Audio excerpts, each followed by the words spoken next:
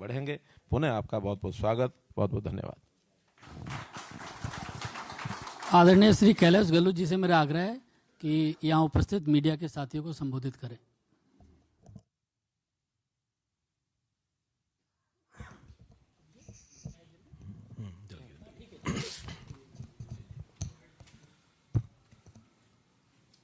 हमारे बीच भारत सरकार में मंत्री खट्टर साहब, विजयन पांडा जी, दिल्ली के प्रभारी, दुष्यंत गौतम जी, हर्ष मल्होत्रा जी, वीरेंद्र सचदेवा जी, विजेंद्र गुप्ता जी एलओपी, अनिल बलून जी, जितने भी यहाँ मीडिया बंधु उपस्थित हैं, मेरे साथ आए हुए जितने भी दोस्त और बुजुर्गगण हैं, सभी को प्रणाम।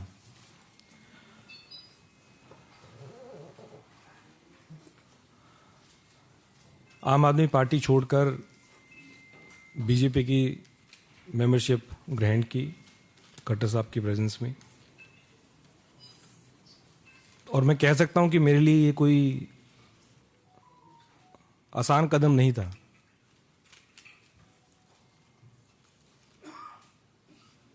अन्ना जी के दिन से हम पार्टी से जुड़े,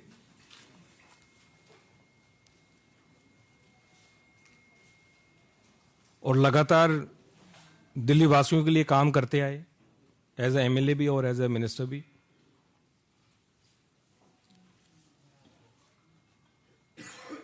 और सही पूछे तो कुछ लोग सोचते होंगे कि ये ओवरनाइट कुछ डिसीजन हो गया या किसी के दबाव में मैंने निर्णय लिया।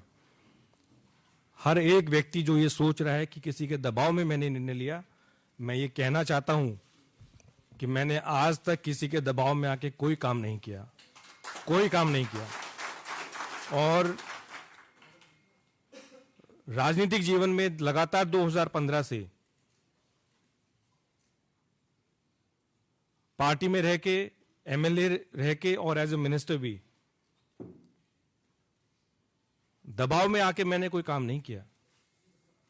तो जितने भी ऐसी मुझे सुनने में आ रहा है कि ऐसा कोई नैरेटिव बिल्ड करने की कोशिश की जा रही है कि जिन्होंने ईडी के दबाव में कर दिया, सीबीआई के दबाव में कर दिया, तो ये सारी मेरे ख्याल से गलतफहमी है। इस प्रकार का नैरेटिव बिल्ड किया जा रहा है और ये कोई एक दिन का निर्णय नहीं है। मैं तो पेशे से वकील हूं, वकालत छोड़ के हम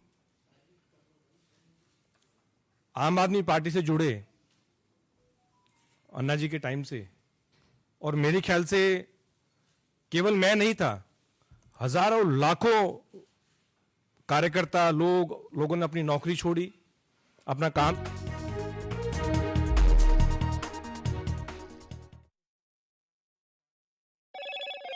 Hello, Moto. Motorola Edge 50 Pro, world's first AI-powered pro-grade camera. On the last day of campaigning for both poll-bound states of Maharashtra and Jharkhand, well, it is in Maharashtra, the Maha Vikas Aghadi against the Maha Yuti, both sides releasing advertisements against the other party. You do remember that both the states go to polls on the 20th, that's Wednesday, with counting that will take place on the 23rd.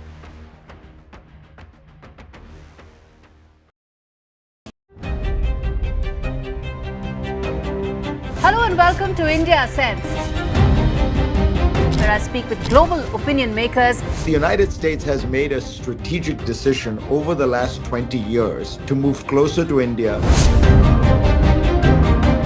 So a $7 trillion economy seems a perfectly conceivable number. If you want to be a national party, it's that you sort of accept the way the world is rather than want to endlessly hark back to how it was. Modi is promoting the digitization of the economy, which is accelerating growth in the country. In today's interconnected world, India's voice is more crucial than ever. When India speaks, the world listens. At NDTV World, we are that voice, bringing you intelligent and insightful news from India and beyond.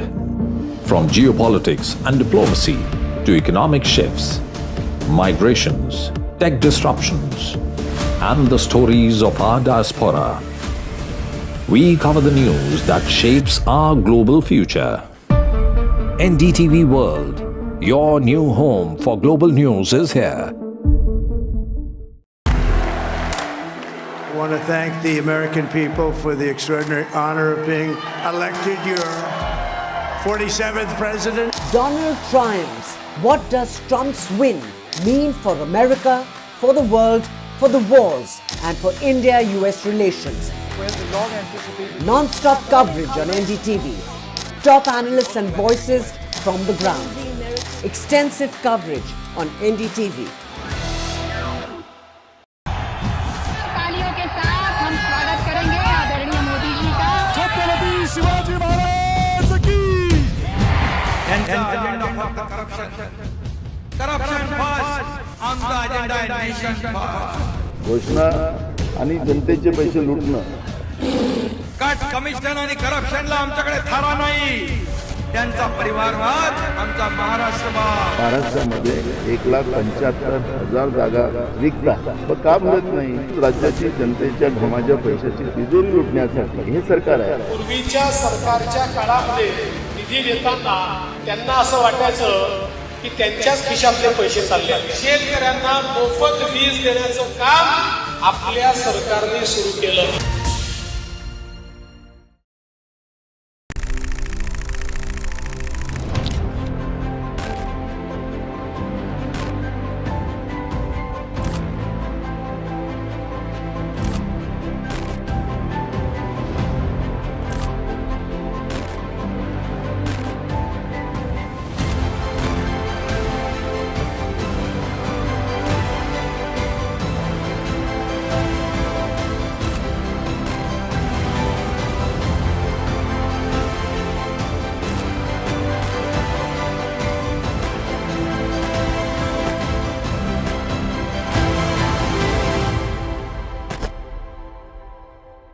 I've been reporting on all issues, big and small, from Andhra Pradesh, Telangana, rest of South India, bringing you all the action, all that you need to know, all that you want to know. The energy of Maximum City is infectious. I bring in that energy in our news coverage from financial capital Mumbai. India's IT capital is always buzz. It's literally a city that never sleeps. And I keep you ahead on all the Bengaluru buzz. Covering from the southernmost part of India over the last 23 years, I bring in-depth and 360-degree coverage.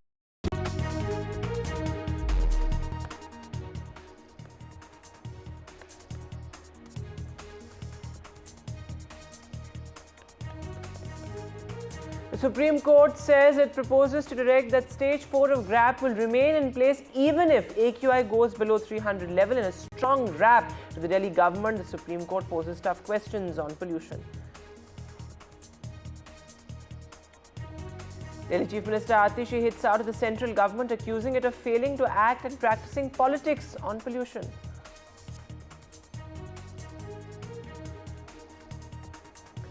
A big jolt to the Aam Aadmi Party. Arvind Kejriwal's number 2 joins the BJP. Ex-Delhi minister dumps the Aam Aadmi Party ahead of the polls. Gahlot says the Aam Aadmi Party failed the people of Delhi. Diljit Dosanjh hits out over warning for liquor-free songs. He says, make states dry, I will stop singing songs on alcohol. Meanwhile, Telangana government says won't allow anything that promotes alcohol. First, a medical student dies after he was allegedly made to stand for 3 hours by his seniors. The police investigate a ragging angle to the death.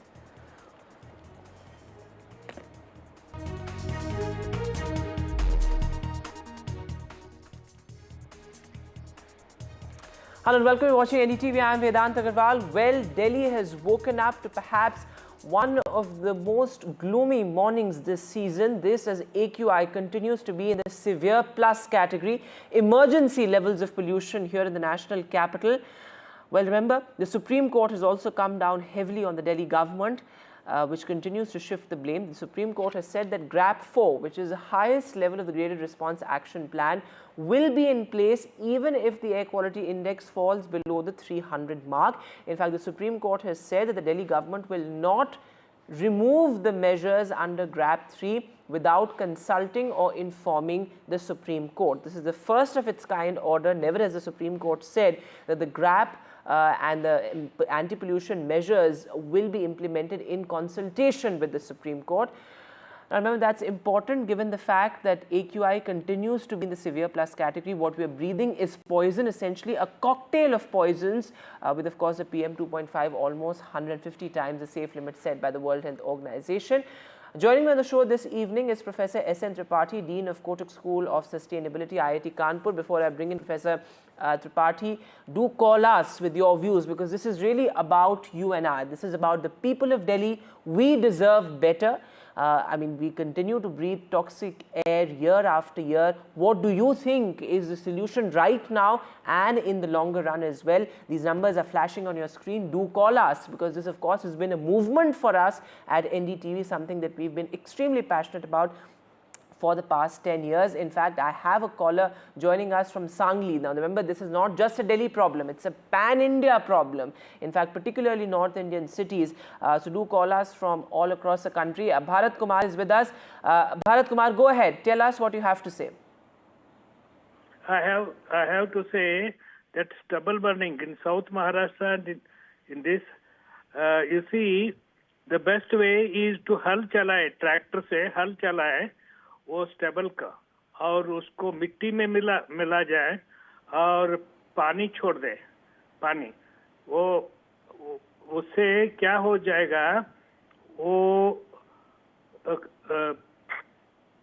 Fertiliser बन जाएगा उसका जी, किसका, वो जो stubble है ना, जो कुछ भी कचरा किचरा होगा वो सब it will get rotten and a very good fertilizer, natural fertilizer, and the farmers could be encouraged to do that. That is particularly from Haryana and North Rajasthan. Okay, that's all. This is my suggestion. Bharat Kumarji, thanks very much for joining us with that. You're making a very, very pertinent point, and this is certainly the long-term solution as far as stubble burning is concerned. Giving farmers alternatives, incentivizing farmers to switch to healthier methods of disposing of the stubble, whether it is balers, seeders, or of course crop diversification. That is also extremely important, given the fact that we need to look at how to completely do away with the menace of stubble burning. So Bharat Kumar made a very important point, and imagine he's joining us from Sangli. So the impact of pollution being felt across North India, even in parts of Central India. In fact, Anushka, our colleague, is also joining us. She's been tracking the story very, very closely. Anushka, severe plus AQI here in the national capital. What do Delhiites think? I mean, how are they coping? Because right now, of course, it's not just about the long-term measures. It's right now about coping with this emergency at hand. Certainly, Vedant, right now the AQI has crossed the severe plus category, and that is what is making it difficult for people to, be outside their homes. What we are seeing is that according to GRAP 4 also, odd and even should be, mandated for the people, for the offices, for the people who are working in central and state offices. It is mandatory for them to cut the, capacity by 50%. But what we are seeing is that people are right now into coping mechanisms. A lot of times we are seeing outside also where people are using masks, and also what we are seeing is that, a lot of people are being encouraged to use public transport because of the haze-like situation that is right now. Also, it can be seen inside of Delhi NCR. It's 1 o'clock in the afternoon, and let me get you some visuals also. We are right now outside the airport. I'll request my camera person to show you some visuals from here. We can clearly see the kind of thick fog that has engulfed the whole city. It is making for all the transport vehicles to navigate the way through this heavy fog. Not just the people who are using the road transport, people who are trying to get to the airlines also are facing a little bit of a difficulty because of the situation. 5 flights were cancelled. 5 Air India flights were cancelled from 8:30 a.m. to till 10:30 a.m. And what we are also seeing is that a lot of trains were also cancelled because of the situation. Now, what IMD is saying is that the situation will prevail for quite a quite a while because the meteorological factors. Absolutely. Anushka, thanks very much for joining us with all those details, with that update there. In fact, as Anushka is reporting, several flights also delayed. In fact, Tomer Bagpat is joining us from UP. Yes, Mr. Bagpat, go ahead. Sir, I want to put in a point. The reason the government is telling, the reason the peoples are assuming the burning of stubborn burning and the vehicles, actually the reason for my point of view is different actually. The reason is the dustful roads around NCR or in NCR and the burning of garbage, undegradable garbage in the different inside and countryside location of the NCR is the main reason of this smog. Actually, it is not a fog, this is a smog. And everyone from the expert team, from the universities, the institutions, everyone is going behind the stubborn. Actually, it is my personal experience when I saw it in my town. People are burning their undegradable garbage here and there, and the local bodies had no solution of the waste management in all across the small township area and small municipality except the Noida or something which are so upgraded municipalities around there. So my question to government is, if the polythene and undegradable material is already banned across the country, why this strong action is not being taken to the stopping of the burning of waste garbage and undegradable material? Again, that's a very important point. Mr. Bagpat, thanks. Mr. Tomar, thanks very much for joining us. You're joining us from Bagpat. In fact, 2 cities of Uttar Pradesh are in the severe plus category, several others in the very poor category as well. And as Mr. Tomar was pointing out, that there are these small factors as well, like open burning of garbage. Of course, that's a big issue here in Delhi. Certainly, we of course know about the 3 big garbage mountains here in the national capital and how they've also contributed a great deal to Delhi pollution. But let me bring in Professor Tripathi, waiting very patiently. Mr. Tripathi, you heard those people from across North India talking about various factors. But the fact of the matter here is that why is it that every year the Delhi government wakes up only after pollution is in emergency levels? We of course need round the year attention, but at least as soon as winter approaches us, as on the onset of winter, we must have GRAP invoked immediately. Yeah, I think you are totally right. And your callers were giving some very valid suggestions, and I am in sync with them. Look at the waste issue, which has a very strong nexus with the air quality deterioration. As you rightly pointed out, your earlier caller, that if we can dispose most of these municipal waste in a proper way, they will not end up being burnt, and we can really cut down a very strong linkages between urban waste burning issues and the consequential deterioration in air quality. Having said that, it's totally, I agree with you that if one really gives the attention it demands, that is the 24/7 round the year, round the clock, if you have a proper air quality management in place, we will not be seeing these things, because most of the time meteorology is in our favor during summer.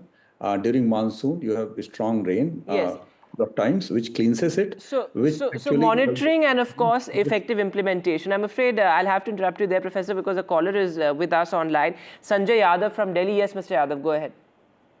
Yes, unfortunately, the media has been talking about things which we can do nothing about. Like, for instance, cold weather. Now, we can't do anything about cold weather. And then other irrelevant things like health issues. We all know that it harms health. Why keep talking about it? Stubble burning has been going on for centuries.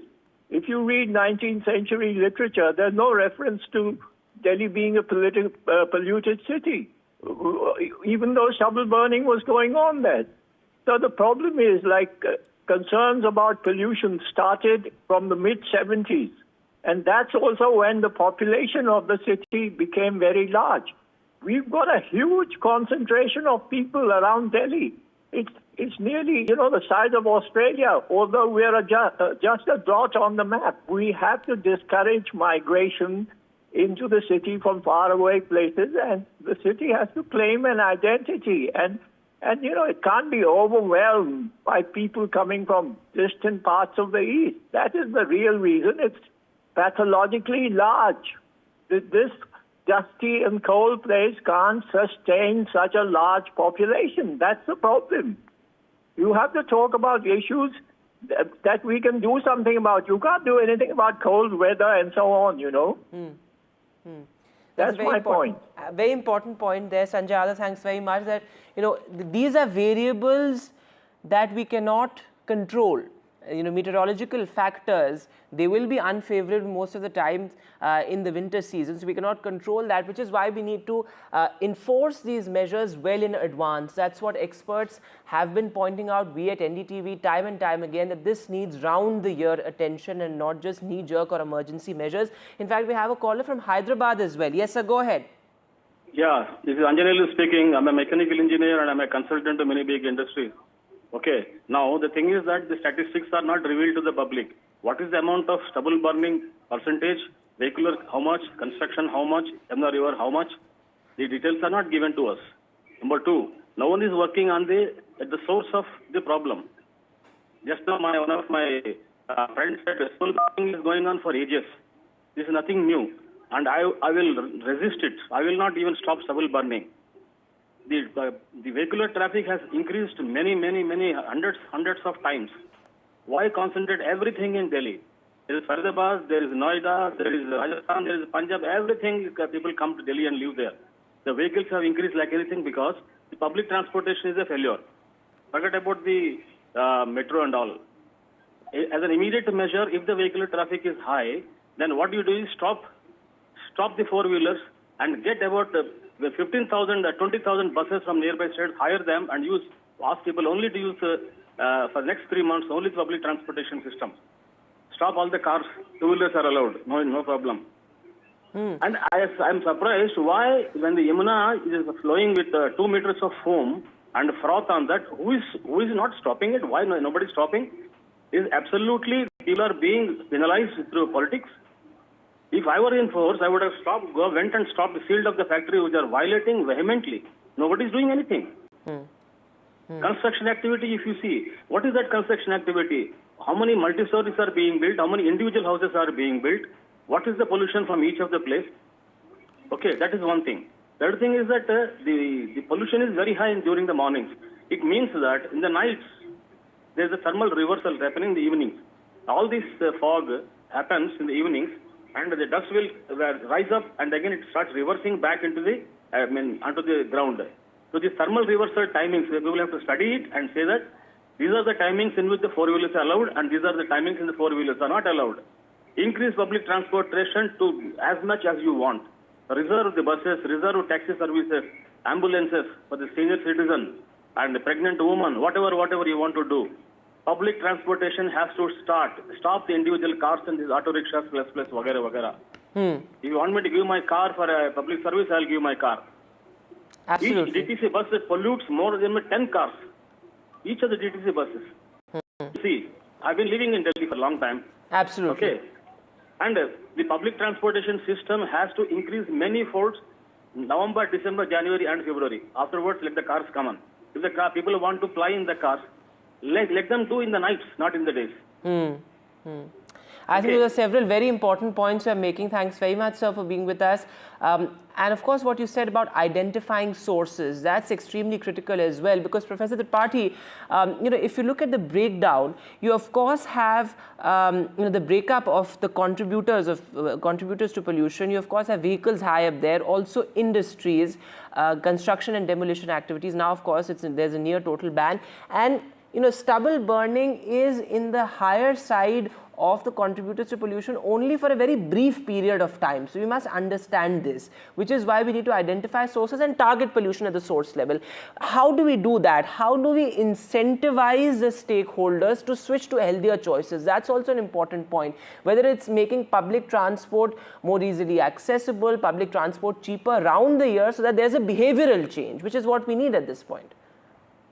I agree with you. End-to-end transport connectivity, multimodal transport, appliances, applications definitely will help our citizenry to shift to public transport in a much bigger way. But at the same time, while I agree with you that we need to incentivize industries, etc., to cut down on the dirty fuel, we also need to make use of technology in a much better way so that we can achieve a much higher level of enforcement. That is what thing we have been talking about for quite some time, that manual enforcement cannot get you the compliance what we need. So that is where, and as you said, that source attribution somewhat is known, but it's not known across the year. So what we need is that we need to have it on the dynamic basis, and we need to know at as many places as possible. There again, technology can play a lot of role. Now, I agree that yes, weather is playing a bad role, but many times we need to figure that factor in. So therefore, what I mean that you have to cut down emissions in a way that even adverse weather cannot make kind of this air quality much more worse. And that is what has been achieved other places. That weather plays its own, natural cycle everywhere. But the air quality should not be contingent on that. So that is another thing we need to be careful about, mindful about. I think that's a very important point you're making. And also in terms of, the menace of stubble burning, a point that has been sort of made several times over. In fact, we at NDTV have also made this point, that ultimately it's not the farmer who's the villain. They continue to say that they do not have access to alternatives. They do not have access to, the machinery needed, to dispose of stubble, whether it's balers, seeders, etc., or access to, alternative crops, because crop diversification is also something that's going to be the long-term measure to bring down stubble burning. So how do we create a mechanism where the farmer is also incentivized enough to not burn stubble? No, I mean, last 6-7 years, farmers have been kind of given, I would say, huge help in terms of all these large farm equipments. And many of them have started using it. If you look at the data, if you look at the total fire counts in the last 5 years, until 2nd or 3rd of November, this was probably the least we have seen in 6 years in a row. Only I probably believe last week there was a sudden surge in fire counts. So farmers are responding. I think they have started using some of these things, but definitely I think we can have some more targeted incentives, as you said, that where they can switch to alternate crop. Now, there are many other programs. I think if they are better sensitized and if the economic propositions are good for them, I believe that stubble burning will become an insignificant source to the Delhi air quality problem in probably 2 to 3 years. All right, Professor Sanjay Tripathi, as you point out that stubble burning has to sort of reduce. But if you look at the data for the past 6 months, various factors like vehicular pollution, industrial pollution, they are the major chunk of Delhi, that contribute to Delhi's bad air. But as far as this becoming a people's movement is concerned, what are some of the long-term solutions? Of course, we need to look at pollution, in targeting pollution at the source level. We have identified sources. Pollution needs to be monitored round the year. We need to have more robust mechanisms to monitor pollution. But if you just had to enlist 4 to 5 long-term measures to clean up the capital's air, what would they be? See, one thing is that we need to promote the public transport as much as possible.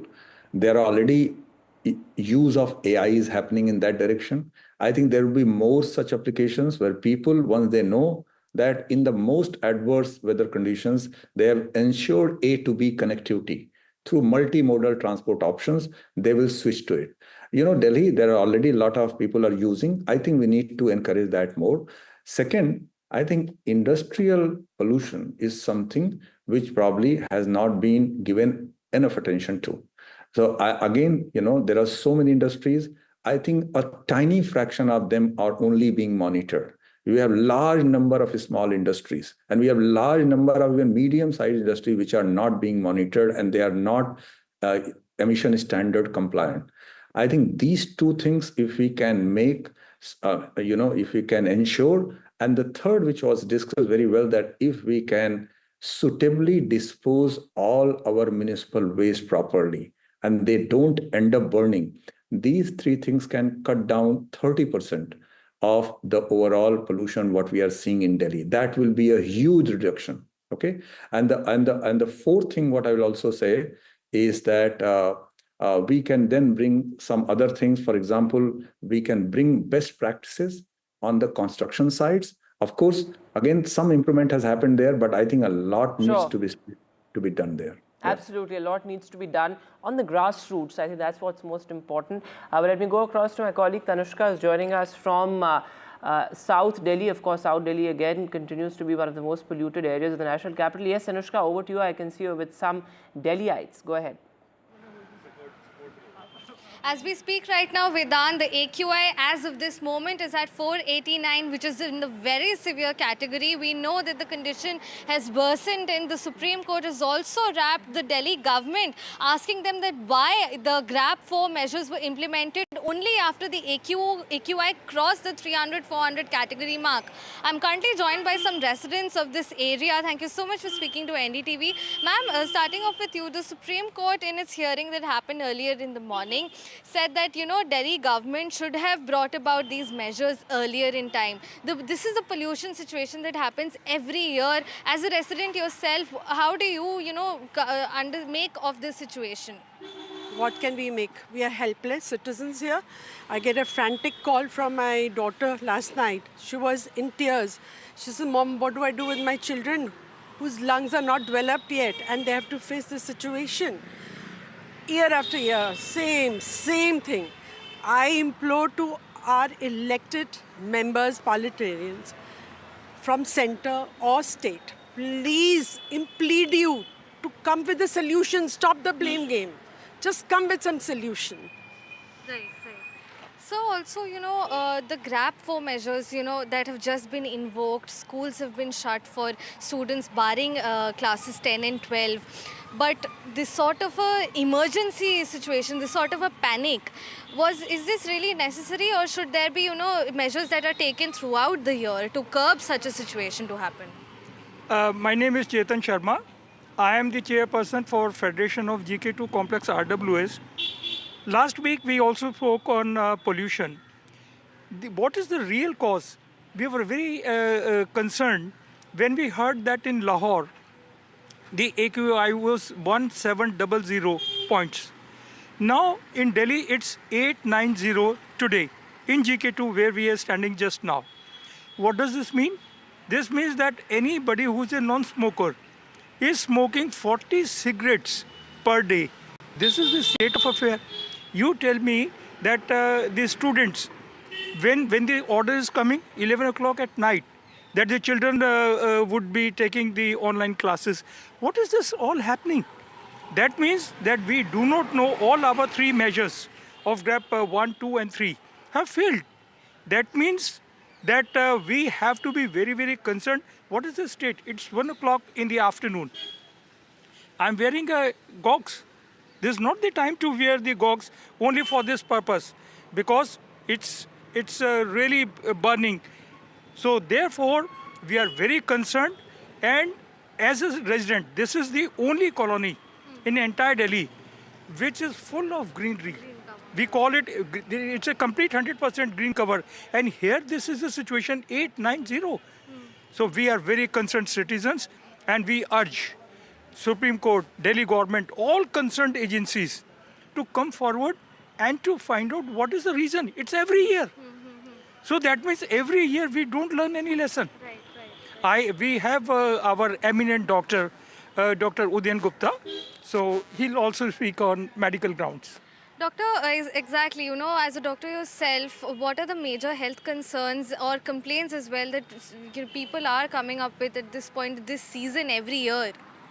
See, the thing is that, there is no safe limit for pollution. That's one thing which we need to understand. As per WHO, there is no safe limit. I mean, you can't say that 100 is a safe limit, 50 is a safe limit, or 200 is a safe limit. Anything which is anything which is above 20 is a health hazard. And we are living at 800. I mean, year after year, we're just conducting these surveys, we're just conducting interviews. But what is happening on the ground? Nothing is happening on the ground. And, we just it's like bolting the stable after the horses have run away. I mean, the pollution levels, we knew that November is coming, December is coming. Everything should have been in place, but nothing is in place. And as a doctor, it's really sad to see everyone coughing away, wearing masks, which itself is so hazardous because it doesn't, it puts so much pressure on your lungs, it puts so much pressure on your heart. But I mean, it's really, really unfortunate. And the thing is that, I'm reminded of the time when Sheila Dikshit was the chief minister.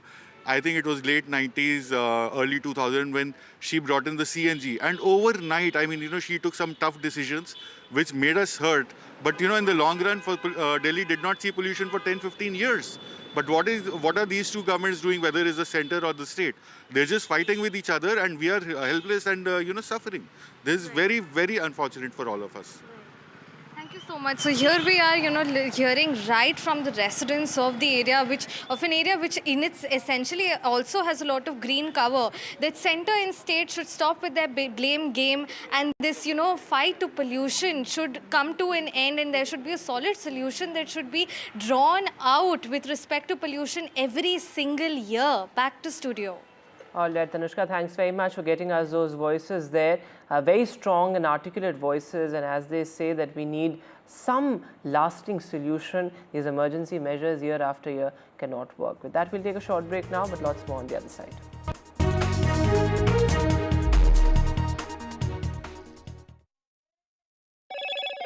Hello, Moto. Motorola Edge 50 Pro. World's first AI-powered pro-grade camera.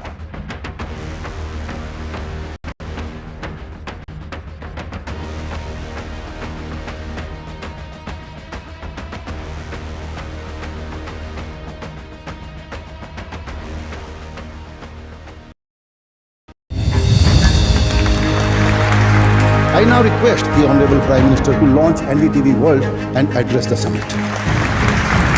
It was the grand launch of NDTV World by Prime Minister Narendra Modi. NDTV World, as he laid out his vision for the India century at the NDTV World Summit. ऐसी सदी जिसमें भारत के प्रयासों से दुनिया में स्थिरता आए. In the presence of those who are shaping our future. मेरी तरफ से आपको ढेर सारी शुभकामनाएं हैं. NDTV World, your new home for global news is here.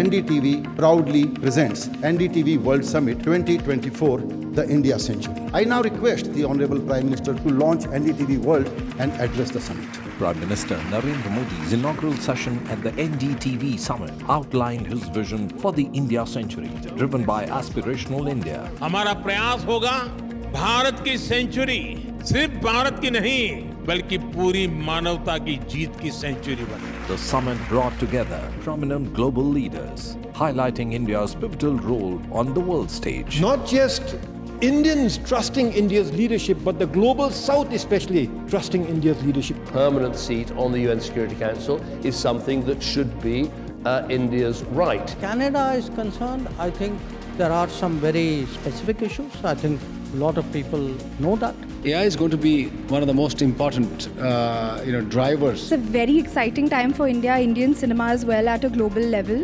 NDTV World Summit was more than just a conversation. It was a confluence of ideas poised to shape our global future.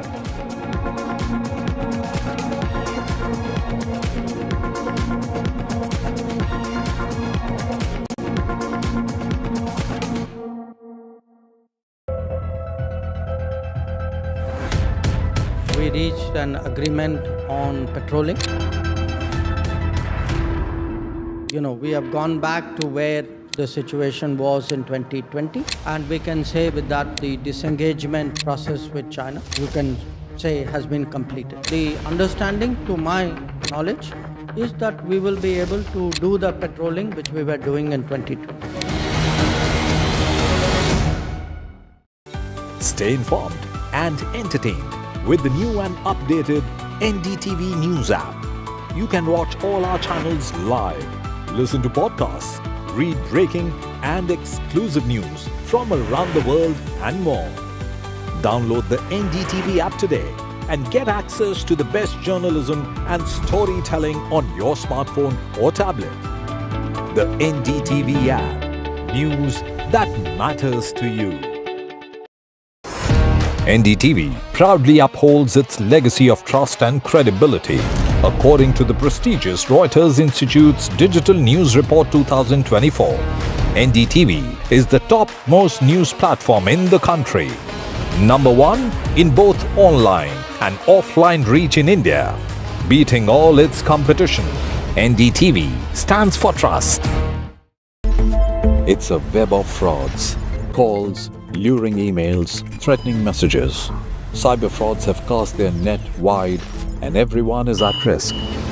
We track the victims, their horror stories as they get conned online, extorted and robbed of their hard-earned money. How to identify a cyber fraud and how to stay cyber safe. What are your options? Fraud.con, NDTV initiative for cyber safety. Only on NDTV 24/7. Hello and welcome to India Sense, where I speak with global opinion makers. The United States has made a strategic decision over the last 20 years to move closer to India. So a $7 trillion economy seems a perfectly conceivable number. If you want to be a national party, it's that you sort of accept the way the world is rather than want to endlessly hark back to how it was.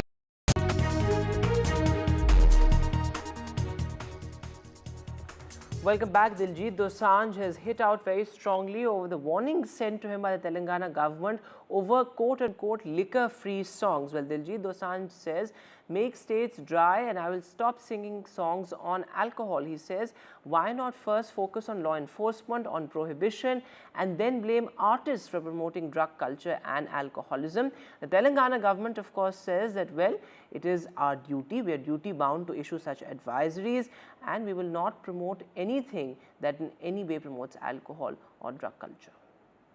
एक खुशखबरी है, आज मुझे कोई notice नहीं आया। इससे बड़ी खुशखबरी एक और है, बात यहाँ पे रुकती नहीं है। इससे बड़ी खुशखबरी और है, आज भी मैं कोई गाना शराब पे नहीं गाऊंगा। पिछले 10 दिन में मैंने 2 गाने डिवोशनल निकाले हैं, एक शिव बाबा पे और एक गुरु नानक बाबा जी पे, लेकिन उसकी बात कोई नहीं कर रहा। हर बंदा टीवी पे बैठ के पटियाला पैक की बात कर रहा है। भाई मैं अलग से किसी को फोन करके नहीं बोल रहा कि आपने पटियाला पैक लगाया कि नहीं लगाया, राइट? अभी गाना गा रहा हूँ, मेरा एक गाना है, 2 गाने हो गए ज्यादा से ज्यादा, 2-4 गाने, मैं वो भी नहीं गाऊंगा। आज भी मैं वो गाने नहीं गाऊंगा, कोई टेंशन नहीं। It's very easy for me to tweak the songs, bro, क्योंकि मैं खुद शराब नहीं पीता। It's very easy for me. एक मोमेंट शुरू करते हैं। ये अच्छी बात हुई, इन्होंने ये बात उठाई है। जिस अगर ये हमारे पूरी स्टेट जो है, जितनी भी स्टेट्स हैं हमारे यहाँ, अगर वो सारी अपने आप को ड्राई स्टेट घोषित कर देती हैं, अगले ही दिन दिलजीत दोसांझ अपनी लाइफ में कभी शराब पे गाना नहीं गाएगा। मैं प्रण करता हूं, हो सकता है ये। See, there's nothing wrong. It is in the interest of the state and society. We have issued that a letter to them for the organizers. It is a mandatory also. See, as per that, what is it is mentioning,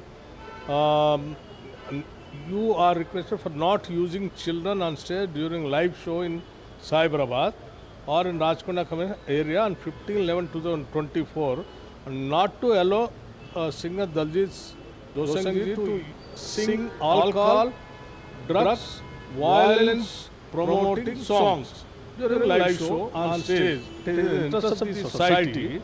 The government of Telangana is taking all precautionary measures not to encourage any drug culture or alcohol or violence kind of thing.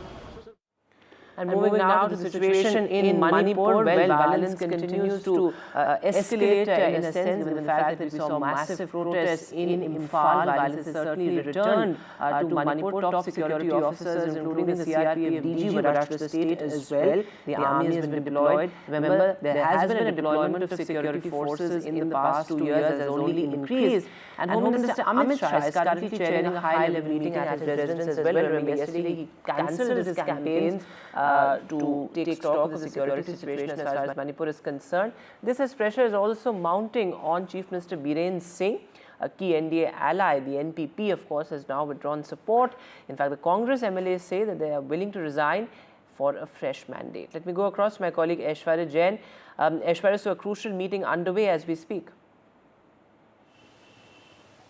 Well, certainly Union Home Minister Amit Shah is chairing this all-important meeting with the top security grid as far as the Director of Intelligence Bureau is concerned, the top CRPF officials, top senior officials from the Ministry of Home Affairs who handles the northeastern states, all have gathered at the residence. Remember, yesterday, Home Minister Amit Shah cut short his election tour of Vidarbha and came back to the national capital, after which he conducted an emergency meeting with the DG CRPF, rushed to the state of Manipur, and several new guidelines had been passed on. Now today it will be a larger review meeting as far as those guidelines which were passed on yesterday, whether that have been implemented, or what sort of measures the central paramilitary forces are taking as far as the concerned law and order situation and the tensions which have arisen after the violence and clashes that had been reported in 3 of the districts of Manipur, and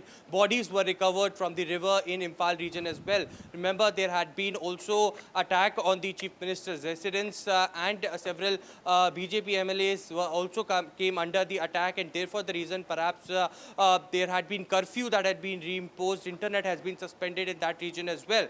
But if required, extra paramilitary forces or the central forces to be deployed over there, the Home Minister has time and again stated that whatever is required we will do to bring back the peace and normalcy in the state of Manipur and to restore calmness. Every effort is being made, and therefore the reason perhaps a very important meeting is underway at the Home Minister's residence, where top security officials are present, and we will get to know from the Home Ministry officials as far as what the guidelines had been given, whether there would be an extra deployment of the security forces, specifically in the regions where the violence and clashes had been reported or not. But the meeting has just started. It's a second meeting, remember, in just 2 days over the entire clashes that had been broken out in the state of Manipur. That's right, Aishwarya. In fact, as you've been reporting as well, the centre is now looking at perhaps a new peace plan, a new action plan for Manipur. But the security challenge is extremely complex in the state. Talk to us about the security apparatus currently in place as far as Manipur is concerned, because recently we saw as peace returned to the state, multiple central forces were brought back, but now again the central forces being rushed to Manipur in this fresh spell of violence. What is the kind of security deployment as far as central forces are concerned right now in Manipur? Well, currently under the Home Ministry, there has been a unified command that has been set up for maintaining the stability and the security and controlling the security in the state of Manipur.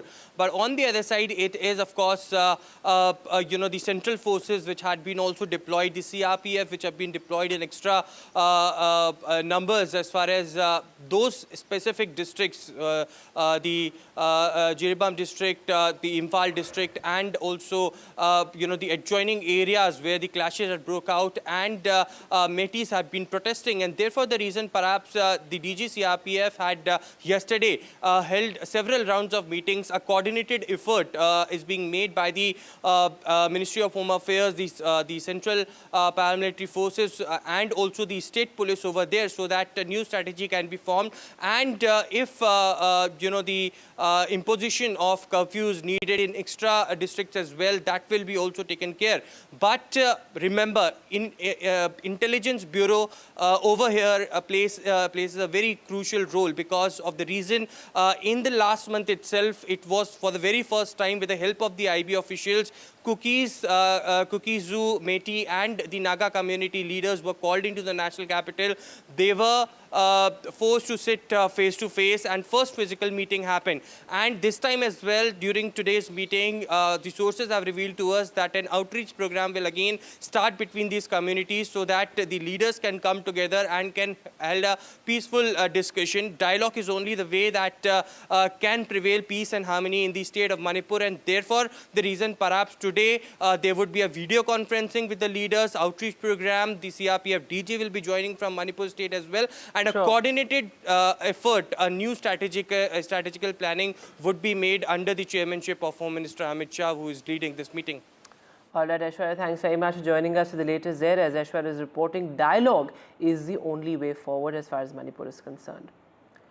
Well, moving now to the big headline from the national capital. Well, a jolt to the Aam Aadmi Party as Arvind Kejriwal's #2, one of the Aam Aadmi Party's top ministers, top leaders, has dumped the Aam Aadmi Party and joined the BJP. Kailash Gahlot, who was of course Delhi's home minister, he had several departments under him.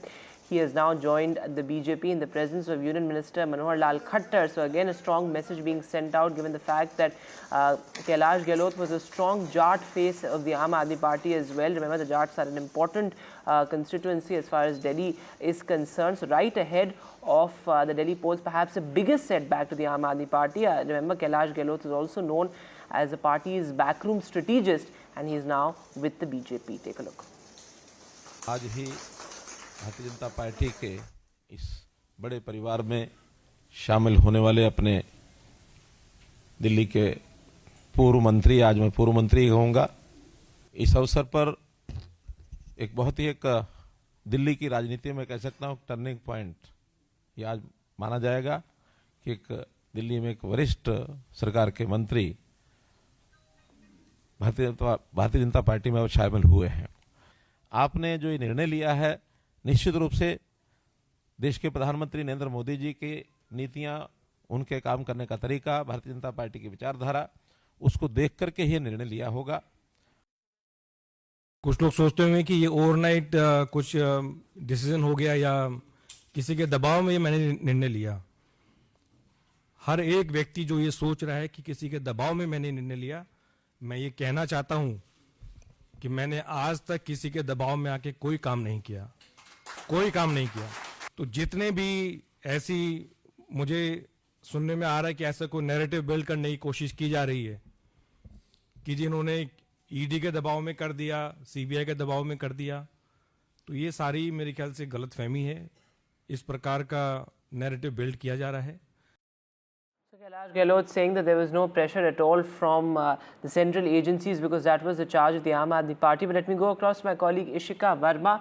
Ishika, perhaps the biggest setback to the Aam Aadmi Party ahead of the Delhi polls, of course, as I said earlier as well, the Jat population more than 5%, an extremely crucial vote bank, and Kailash Gahlot a crucial Jat face, and also, somebody who we saw as Arvind Kejriwal's top 8, somebody, who had very good idea of backroom strategy, of political strategy, was always a backroom man, but a strong pillar of the Aam Aadmi Party who has now left Arvind Kejriwal.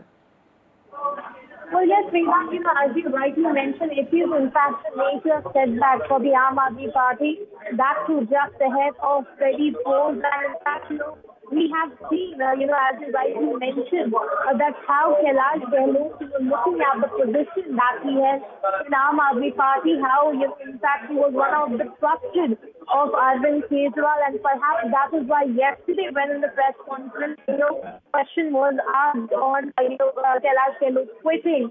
It was Arvind Kejriwal, in fact, passed on the mic to the Desh Pathak, to certainly not directly answering the question on Kailash Gahlot as well. But we have seen the response also that came from the Aam Aadmi Party, where the Aam Aadmi Party alleged that it was perhaps the last option for Kailash Gahlot, since he had so many ED and IT cases against him. So over that, today, while joining the BJP, Kailash Gahlot in fact said that, he was under no pressure and that he has never taken any decision under pressure. So certainly replying to, those allegations that came from the Aam Aadmi Party. But as you mentioned, it is going to be a big setback for the Aam Aadmi Party, since he is in fact, was in fact a big face of the Aam Aadmi Party, a well-known Jat leader, a very good hold in his constituency, that is Najafgarh. And in fact, certainly, we have seen he has in fact been a primary member of the Aam Aadmi Party, so well aware about these strategies of the Aam Aadmi Party. So we'll have to wait and watch as to how the Aam Aadmi Party